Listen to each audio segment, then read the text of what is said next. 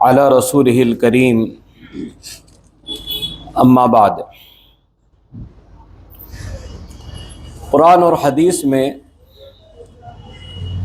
جو لوگ صبر کرتے ہیں مصیبتوں پر، تکلیفوں پر، دکھوں پر، بیماریوں پر، اللہ تعالیٰ نے ان کا بڑا اجر و ثواب بیان فرمایا ہے۔ صبر کرنے والوں کا انجام بہت بہتر ہوتا ہے۔ ہم اور آپ سنتے ہیں کہ صبر کا پھل میٹھا ہوتا ہے۔ تو جو صبر کرنے والے ہیں وہ اللہ کی طرف سے ان کی مدد کب آئے گی اور ان کو ثواب کب ملے گا، اس کے لیے 3 شرطیں ہیں کہ جب ہم صبر کرتے ہیں تو ہمارے صبر کرنے میں 3 چیزیں ہونی چاہیے اور 3 اس کی شرطیں ہیں۔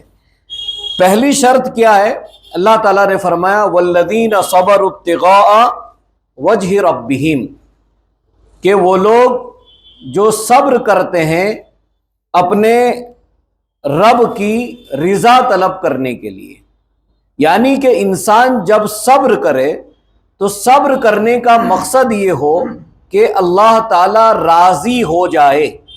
اگر ہم اس کو سمجھنا چاہیں تو آپ یہ دیکھیں کہ دنیا میں بہت سارے لوگ صبر کر جاتے ہیں، لیکن وہ صبر کیوں کر جاتے ہیں؟ کہ سامنے والا آدمی بڑا ظالم ہے یا سامنے والا آدمی جو ہے یہ بڑا طاقتور ہے، تو ہم کیا کرتے ہیں؟ ٹھیک ہے ابھی تو یہ بڑا طاقتور ہے، جب موقع ملے گا تو اس کو بتائیں گے، ابھی صبر کر لیتا ہوں۔ ایسے صبر کرنے والوں کے لیے ثواب نہیں ہے۔ صبر کیا ہے؟ کہ انسان اللہ کی رضا کے لیے صبر کر رہا ہے، خاموش ہو جا رہا ہے، لڑائی نہیں کر رہا ہے، چپ بیٹھا ہوا ہے، چیخ پکار نہیں کر رہا ہے۔ کیوں؟ کہ بس صبر کر کے مجھے اللہ کو راضی کرنا ہے۔ یہ پہلی شرط، والذین صبروا ابتغاء وجہ ربہم۔ دوسری شرط کیا ہے صبر کرنے کی جس سے بندے کو اجر و ثواب ملے گا؟ دوسری شرط یہ ہے کہ انسان مصیبت آنے کے بعد اس کو اللہ کے بارے میں اور تقدیر کے بارے میں ادھر ادھر کی باتیں نہیں کرنا چاہیے، شکایت نہیں کرنا چاہیے۔ جیسا آپ بیمار ہیں، کوئی آدمی آپ سے ملنے آیا اور بھائی آپ کیسے ہیں، آپ کی طبیعت کیسی ہے، تو انسان یہ کہتا ارے چھوڑو جانے تو یار، دنیا میں اتنے بڑے بڑے گنہگار ہیں ان کو تو کچھ ہو نہیں رہا ہے اور میں نے تو کسی کا کبھی کچھ بگاڑا بھی نہیں، تو بھی اللہ نے میرے ساتھ ایسا کر دیا۔ اللہ کے بارے میں شکایتیں کرنا، میری تو تقدیر ہی خراب ہے، میرے ساتھ تو ایسا ہی لکھا ہوا ہے۔ یہ اس قسم کی جو شکایت کرنے والے لوگ ہوتے ہیں ان کی بھی اللہ کی طرف سے مدد نہیں آتی ہے۔ تو اصول یہ ہے کہ آپ کسی بھی تکلیف میں آپ رہیں، ہر حال میں اپنے رب سے خوش، بھئی اللہ نے میری تقدیر میں یہ لکھا تھا تو یہ میرے ساتھ ہوا، یہ اللہ جو کرنے والا ہے بہتر کرنے والا ہے۔ تیسری چیز یہ ہے کہ جس سے انسان اگر صبر کرتا ہے، جو شرط ہے تیسری کہ اس پر اس کو اجر ملے گا، تو وہ یہ ہے کہ جیسے ہی آپ کو مصیبت پہنچتی ہے تو مصیبت پہنچتے ہی صبر کرنا۔ کچھ لوگ کیا ہے کہ صبر کرتے ہیں تو پہلے ان کا یہ ہوتا ہے کہ مصیبت آئی، روئے دھوئے پورا 1 ڈیڑھ 2 مہینہ خوب ادھر ادھر پریشان، پھر اب یہ ہے کہ چلو سب کچھ ہمت ہار کے رو دھو کر بیٹھ گئے، تو اب جو ہے وہ صبر کر رہے ہیں۔ یعنی جب بڑی مصیبت آئی تو آدمی تب صبر نہیں کیا، تب چیخ رہا ہے، چلا رہا ہے، شکایتیں کر رہا ہے۔ اللہ کے نبی صلی اللہ علیہ وسلم کہتے نہیں، انما الصبر عند الصدمۃ الاولی، کہ دیکھو صبر کیا ہے؟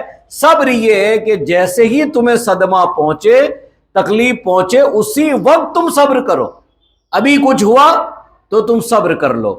سلف میں ایسے کتنے لوگ گزرے ہمارے پرانے اس میں نیک صالحین کہ ان کے اوپر مصیبتیں آئیں، تکلیفیں آئیں، ایک طرف انہوں نے سنا اور دوسری طرف وہ فوراً نفلی نماز پڑھنے کھڑے ہو گئے کہ نہیں، نماز پڑھ کر کے ہم اپنے رب سے مدد مانگ لیتے ہیں، نماز پڑھ کے اپنی زندگی میں سکون لے آتے ہیں۔ اور ایسے لوگ بھی تھے، ایسا ہوا کہ تکلیفیں آئی، اس طرف نماز پڑھی اور پتہ چلا کچھ ہے ہی نہیں۔